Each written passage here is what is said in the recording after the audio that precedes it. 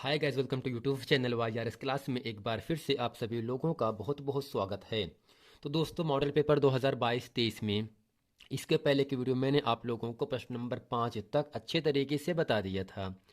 अगर आप वो वीडियो नहीं देखें तो नीचे डिस्क्रिप्शन में लिंक दिया है, वहाँ जाकर आप इस वीडियो को देख सकते हैं। तो दोस्तों, आज की इस पूरे वीडियो में हम प्रश्न नंबर 6, प्रश्न नंबर 7 के जितने भी पार्ट हैं, खंड हैं, उन सभी खंडों को अच्छी तरीके से इस पूरे वीडियो में हम पढ़ने वाले हैं। प्रश्न नंबर 6 आपके सामने कह रहा है, कुछ तत्वों के परमाणु क्रमांक नीचे दिए गए हैं। 10 है, 20, 7, 14। तो दोस्तों, इसमें क है तत्वों की पहचान कीजिए, ख है आवर्त सारणी में इन तत्वों की समूह संख्या तथा आवर्त पहचानिए। और दोस्तों, प्रश्न नंबर 7 का आपसे कह रहा है, निम्नलिखित अभिक्रियाओं में प्रत्येक के लिए संतुलित रासायनिक समीकरण लिखिए। दोस्तों, प्रश्न नंबर 6 को हम जो में का और खा कह रहा है, इन दोनों प्रश्नों को अच्छी तरीके से हम बताते हैं। तो दोस्तों, हम करते क्या है, इसके पूरे हल में हम साड़ी बनाते हैं। साड़ी में है क्या, परमाणु संख्या है जो कि 10, 20, 7, 14 है, इलेक्ट्रॉनिक विन्यास है, समूह संख्या आपसे पूछ रहा है, आवर्त भी आपसे पूछ रहा है, और दोस्तों इसके साथ साथ मैंने संयोजकता क्या होगा इसको और तत्व का नाम किए क्या होगा, इन दोनों को हम बता दे रहे हैं। अब दोस्तों, जो आपका पहला परमाणु संख्या है वो आपका 10 है। और दोस्तों, 10 का जो इलेक्ट्रॉनिक विन्यास होता है वह 2,8 इलेक्ट्रॉन होता है। अर्थात दोस्तों, जब समूह संख्या की बात करते हैं, दोस्तों आपको ये पता होना चाहिए जिन तत्वों के इलेक्ट्रॉनिक विन्यास में 3 से 8 तक इलेक्ट्रॉन होते हैं, तो उसमें दोस्तों हम 10 को जोड़ करके समूह संख्या बनाते हैं। तो दोस्तों, इसमें 8 है, ये दोस्तों 3 और 8 के बीच में, या 8 तक है। अब इसमें 10 जोड़ेंगे तो दोस्तों होगा क्या, 10, 18 होगा आपका समूह संख्या। और दोस्तों, यहाँ से जो आपका 20 परमाणु संख्या है, या दोस्तों कितना इसका है, 2, 8, 8, 2, 2, 8, 2, 10, 8, 18, 2, 20। अर्थात दोस्तों, इन 20वीं जो आपका संख्या है, इसके बाह्य कोश में जो इलेक्ट्रॉन है वो आपका 2 है। अर्थात 3 से कम, अगर दोस्तों 3 से कम होगा तो उसमें हम 10 को नहीं जोड़ेंगे। अर्थात यहाँ से जो आपका समूह संख्या आपका 2 हो जाएगा। और दोस्तों, जो आपका परमाणु संख्या 7 का है, इसका इलेक्ट्रॉनिक विन्यास 2, 5 होता है। चूंकि 5 3 और 8 के बीच में आ रहा है, इसलिए दोस्तों हम इस 5 में 10 को जोड़ेंगे, 15 हो जाएगा। यह दोस्तों 15 क्या होगा, आपका समूह संख्या हो जाता है। और जो आपका 14 है, इलेक्ट्रॉनिक विन्यास होता है 2, 8, 4। बाहर दोस्तों कितना है, 4 है, जो कि 3 और 8 के बीच में आ रहा है। अगर दोस्तों जिन तत्वों को इलेक्ट्रॉनिक विन्यास में अंतिम कोश में 3 से 8 इलेक्ट्रॉन हैं, दोस्तों उस से संख्या बताने के लिए हम उसमें 10 जोड़ देते हैं। अर्थात दोस्तों, यहाँ से 10 जोड़ेंगे और 4 को, 10 4 दोस्तों हो जाता है 14। अर्थात दोस्तों, 10 का इलेक्ट्रॉनिक विन्यास 2, 8 होता है, समूह संख्या 18 होता है। और दोस्तों, आवर्त आपका दूसरा होगा, जो आपका संयोजकता आपका 0 होता है। और दोस्तों, 10वें परमाणु क्रमांक पर आपका नियान तत्व आता है। इसके साथ दोस्तों, जो आपका परमाणु संख्या 20 है, इलेक्ट्रॉनिक विन्यास 2, 8, 8, 2 होता है, समूह संख्या 2 होगा। आवर्त दोस्तों संख्या कितना होता है, आपका 4 होता है, संयोजकता 2 होता है। और दोस्तों, तत्व का नाम कैल्शियम आता है। अर्थात दोस्तों, 20वें परमाणु संख्या पर जो तत्व आता है वह दोस्तों आपका कैल्शियम आता है। अब दोस्तों, यहाँ से जो आपका 7वां परमाणु संख्या है, इसका इलेक्ट्रॉनिक विन्यास होता है 2, 5 होता है। और दोस्तों, समूह संख्या 15 होगा। और इसके साथ साथ ही आपका सेकंड आवर्त में स्थित होगा। जबकि इसकी जो संयोजकता है, दोस्तों यहाँ पर अधिकतम प्रोटॉन 8 होते हैं। दोस्तों, 8 में हम 3 घटाएंगे, हो जाता है 3। 8 में दोस्तों हम 5 घटाएंगे, आपको मिलेगा 3। यही दोस्तों 3 क्या होगा, नाइट्रोजन की संयोजकता हो जाता है। अब दोस्तों, अगला यहाँ से है परमाणु संख्या 14 है, इलेक्ट्रॉनिक विन्यास 2, 8, 4 होता है। मैंने क्या बताया, जिन तत्वों के इलेक्ट्रॉनिक विन्यास के बाह्य कोश में अधिकतम इलेक्ट्रॉन 3 और 8 तक होते हैं, समूह संख्या बताने के लिए अंतिम इलेक्ट्रॉन में 10 जोड़ देते हैं। तो 4 है, 3 और 8 के बीच में है, तो 4 में 10 को जोड़ेंगे, 14 हो जाएगा। 5 में 10 को जोड़ेंगे 15 होगा, 8 में 10 को जोड़ देंगे 18 हो जाएगा। ये दोस्तों 18 2 15 14 नियान कैल्शियम सोडियम सिलिकॉन का समूह होता है। और दोस्तों इसके साथ साथ ही सेकेंड आवर्त में आपका नियान होगा, जबकि फोर्थ आवर्त में कैल्शियम होगा, सेकेंड आवर्त में आपका नाइट्रोजन होता है, थर्ड आवर्त में आपका सिलिकॉन होता है। और दोस्तों इसके साथ साथ ही जो आपका 10वें क्रमांक पर आता है उस तत्व का नाम नियान होता है, और 20वें परमाणु संख्या पर तत्व का नाम कैल्शियम आता है। 7वें परमाणु संख्या पर दोस्तों तत्व का नाम सोडियम नाइट्रोजन आता है। इसके साथ ही जो आपका 14वें परमाणु का संख्या है इसका जो तत्व का नाम आएगा वह दोस्तों सिलिकॉन आता है। दोस्तों हमसे पूछ क्या रहा था, केवल तत्व की पहचान करना है, तत्व का नाम क्या होगा और तत्वों की समूह संख्या आवर्त क्या हो। तो दोस्तों हमें समूह संख्या ये है, आवर्त आपका ये है, और तत्व का नाम पूछ रहा है। तो 10वें परमाणु क्रमांक पर आपका नियान होता है, ये दोस्तों सेकंड आवर्त में स्थित होता है, समूह संख्या 18 में जाता है। 20वें में दोस्तों क्या होता है, आपका तत्व का नाम कैल्शियम आता है, यह आपका फोर्थ आवर्त में इसके साथ सेकंड संख्या का समूह में आता है।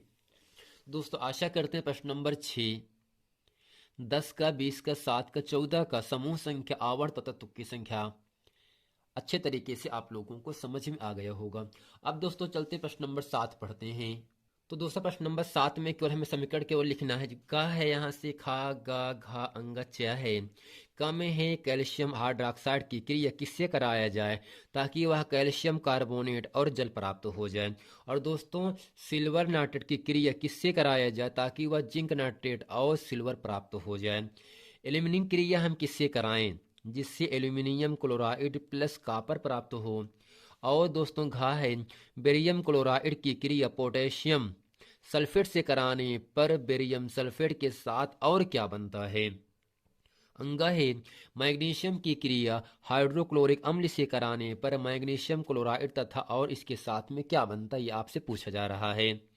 चाहे क्लोरीन की क्रिया किस तत्व से कराने पर हाइड्रोजन क्लोराइड प्राप्त होता है। दोस्तों आगे चलते प्रश्न नंबर 7 में जो आपकी का खा गा घा अंगा चा की जितने प्रश्न हैं इन सभी प्रश्नों को अच्छे तरीके से हम हल करते हैं। तो दोस्तों यहाँ से का कह रहा है कैल्शियम हाइड्रोक्साइड। अब दोस्तों इसका सूत्र होता है CaOH का वेव 2 CaOH का वेव 2। अब दोस्तों इसकी क्रिया हमें किससे कराना है जिससे कैल्शियम कार्बोनेट प्लस जल प्राप्त हो जाए। अब दोस्तों करते क्या है कैल्शियम हाइड्रोक्साइड की क्रिया दोस्तों जब हम CO2 अर्थात कार्बन डाइऑक्साइड से दोस्तों कराते हैं तब दोस्तों कैल्शियम कार्बोनेट जिसका दोस्तों सूत्र होता है CaCO3 और दोस्तों जल का सूत्र होता है H2O। अब दोस्तों करते क्या है यहाँ से ये जो आपका समीकरण बना यही दोस्तों क्या हुआ कैल्शियम हाइड्रोक्साइड की क्रिया कार्बन डाइऑक्साइड से कराने पर कैल्शियम कार्बोनेट तथा जल प्राप्त होता है। अब दोस्तों खाप के सामने कह रहा है सिल्वर नाइट्रेट। अब दोस्तों इसका सूत्र होता है AgNO3। AgNO3 की क्रिया दोस्तों किससे कराया जाए ताकि जिंक नाइट्रेट प्लस सिल्वर प्राप्त हो जाए। हम दोस्तों करते क्या हैं सिल्वर नाइट्रेट की क्रिया हम दोस्तों जिंक से करा देते हैं। अब दोस्तों यहाँ पर होता क्या है आवर्त सारणी में जिंक जो है वह सिल्वर से ऊपर है, इसलिए जिंक जो होगा वो सिल्वर को यानी Ag को विस्थापित करके ZnNO3 से क्रिया करके ZnNO3 प्राप्त कर लेता है। अर्थात जिंक नाइट्रेट बनाने के साथ साथ दोस्तों यहाँ से Ag आपका अलग हो जाता है। जब दोस्तों इसको हम संतुलित करते हैं तो यहाँ पे होता क्या है 2Ag यहाँ पे कर देंगे और यहाँ से दोस्तों 2 यहाँ पे कर देंगे।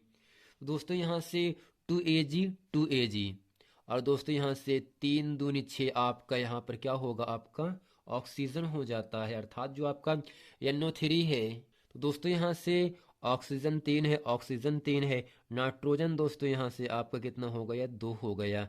अब दोस्तों करते क्या है नाइट्रोजन यहाँ पर कितना होगा आपका नाइट्रोजन यहाँ से एक, यहाँ पर भी दोस्तों एक दिया है। अब दोस्तों आपके सामने यहाँ से कह रहा है एल्यूमिनियम की क्रिया किससे कराने पर एल्यूमिनियम क्लोराइड तथा कॉपर प्राप्त होता है। हम करते क्या हैं, एल्यूमिनियम की क्रिया दोस्तों या Al की क्रिया कॉपर क्लोराइड से करा देंगे दोस्तों। किससे दोस्तों, CuCl2, इसे कहते हैं कॉपर क्लोराइड। यहाँ से लिखेंगे, यहाँ पे Zn कर देंगे दोस्तों, और यहाँ पे लिखेंगे CuCl2। क्या दोस्तों लिखेंगे, CuCl2 लिख देंगे। अब दोस्तों यहाँ पर क्या होता है, इसकी क्रिया कराया गया तो बना क्या, एल्यूमिनियम क्लोराइड बन गया। अब दोस्तों इसका सूत्र होता है AlCl3, AlCl3, और दोस्तों इसके साथ ही कॉपर आपका अलग हो जाता है। अब दोस्त इसको हम संतुलित करते हैं, 3 यहाँ पे होगा, 2 यहाँ पे, इसके साथ दोस्तों यहाँ पे आपका 3 यहाँ, 2 यहाँ आपका हो गया, 2 एल्यूमिनियम हो गया, 2 एल्यूमिनियम हो गया। और दोस्तों क्लोरीन यहाँ से कितना हुआ आपका, 3 यहाँ पे क्या होगा दोस्तों, क्लोरीन हो जाएगा, अर्थात यहाँ से 2 यहाँ पे है और 2 3 यहाँ 6 बराबर हो गया। और दोस्तों कॉपर यहाँ पे कितना होगा आपका, कॉपर 3 है, कॉपर के पहले 3 हो गया। दोस्तों ये क्या होगा आपका, संतुलित हो गया। अब दोस्तों घाप के सामने यहाँ से कह रहा है बेरियम क्लोराइड की क्रिया पोटेशियम सल्फेट से कराया गया, अर्थात दोस्तों यहाँ पे होगा BaCl2, barium chloride plus potassium sulphate, अर्थात यहाँ पे K2SO4 को हम कहते हैं पोटेशियम सल्फेट। इन दोनों की क्रिया कराने पर दोस्तों बन रहा है बेरियम सल्फेट, अर्थात BaSO4, और दोस्तों इसके साथ ही क्या बनेगा, KCl बनेगा। यहाँ से लिखेंगे KCl, अर्थात यहाँ पे 2 से गुणा कर देंगे तो आपका संतुलित हो जाएगा। अब दोस्तों जो आपका अंक का पार्ट आपके सामने आता है, ये कह रहा है मैग्नीशियम की क्रिया हाइड्रोक्लोरिक अम्ल से कराने पर, अर्थात यहाँ से Mg की क्रिया हाइड्रोक्लोरिक अम्ल से कराने पर दोस्तों बन क्या आ रहा है, मैग्नीशियम क्लोराइड, अर्थात यहाँ पे MgCl2, और दोस्तों इसके साथ ही आपका हाइड्रोजन गैस दोस्तों बाहर हो जाएगा। जब दोस्तों इसको हम संतुलित करते हैं तो यहाँ पर 2 से केवल गुणा कर देंगे बस।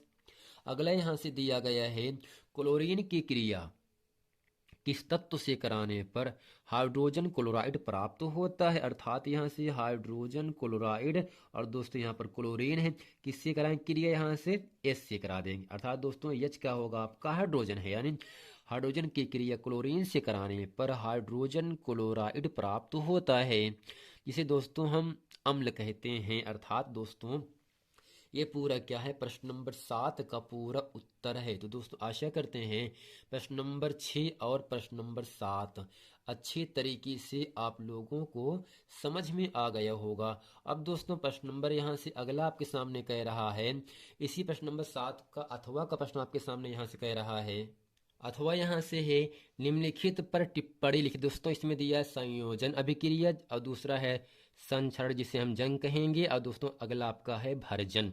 अब दोस्तों चलते प्रश्न नंबर का अच्छे तरीके से हम समझ लेते हैं। अब दोस्तों हेडिंग करते हैं यहाँ से संयोजन अभिक्रिया या योगात्मक अभिक्रिया, अर्थात दोस्तों जो आपका संयोजन अभिक्रिया होता है इसी हम योगात्मक अभिक्रिया भी कहते हैं। इसमें लिखेंगे ऐसी अभिक्रिया जिसमें 2 या 2 से अधिक पदार्थ, तत्व या यौगिक परस्पर संयोग करके परस्पर मिल करके एक नया पदार्थ बनाते हैं, जिसे योगात्मक अभिक्रिया कहते हैं। अर्थात दोस्तों यहाँ से जो आपका हाइड्रोजन है ये भी तत्व है, जो आपका ऑक्सीजन ये भी आपका तत्व है, अर्थात यहाँ पर 2 तत्वों को मिलाने से H2O अर्थात जल की प्राप्ति। अर्थात दोस्तों ऐसी अभिक्रियाएं जिसमें 2 या 2 से अधिक पदार्थों, तत्व या यौगिकों को परस्पर संयोग करके एक नया पदार्थ बनाते हैं, बनने वाला दोस्तों पदार्थ ये आपका यौगिक कहलाता है। और दोस्तों अगर 2 तत्व हैं या 2 से ज़्यादा हैं, अगर दोनों मिल करके एक हो जा रहा है तो इसे हम कहते हैं क्या है, योगात्मक अभिक्रिया। अर्थात यहाँ से हाइड्रोजन और ऑक्सीजन आपको दोनों जुड़ करके क्या बना, जल बना। और दोस्तों नाइट्रोजन हाइड्रोजन मिल करके NH3 की प्राप्ति हुई, जिसे हम अमोनिया कहते हैं। और इसके साथ ही कैल्शियम ऑक्साइड ये आपका दोस्तों यौगिक है, और H2O जिसे कहते हैं जल, ये भी आपका यौगिक है। अर्थात यौगिक क्रिया यौगिक से कराने पर CaOH का वेस्ट जिसे कैल्शियम हाइड्रोक्साइड कहते हैं, और इसका दोस्तों नाम क्या होता है, बुझा चूना भी होता है। अर्थात दोस्तों यहाँ से ऐसी अभिक्रियाएं जिसमें दो या दो से अधिक पदार्थ तत्व या यौगिक को परस्पर संयोग करके एक नया पदार्थ बनाते हैं, जिससे योगात्मक अभिक्रिया कहते हैं। तो दोस्तों आशा करते हैं संयोजन अभिक्रिया या योगात्मक अभिक्रिया किसे कहते हैं, इन दोनों को दोस्तों हम एक ही नाम से जानते हैं, और ये परिभाषा आप लोगों को अच्छी तरीके से समझ में आ गया होगा। अब दोस्तों चलते हैं यहाँ से जंग लगना। तो दोस्तों हेडिंग करते हैं जंग लगना। इसमें लिखेंगे आयरन या लोहे को खुले स्थान या नम वायु में रखने पर इसके ऊपर एक पीले रंग की पपड़ी जम जाती है, जिसे जंग कहते हैं या दोस्तों संक्षारण कहते हैं। यह एक रासायनिक परिवर्तन के कारण होती है। अर्थात दोस्तों आयरन हो या लोहा हो, जब लोहे को खुले स्थान पर खुले जगह पर रखते हैं तो नम वायु में रखने पर इसके ऊपर एक पीले रंग की पपड़ी जम जाती है, जिसे दोस्तों हम जंग लगना कहते हैं या संक्षारण कहते हैं। तो दोस्तों आशा करते हैं जंग लगना, संयोजन अभिक्रिया किसे कहते हैं, इन सब की परिभाषा आप लोगों को अच्छे तरीके से समझ में आ गया होगा। अब दोस्तों चलते हैं भरजन किसे कहते हैं, इसको हम समझ लेते हैं। तो दोस्तों यहाँ भरजन पढ़ने से पहले हम समझ लेते हैं खनिज और अयस्क किसे कहते हैं।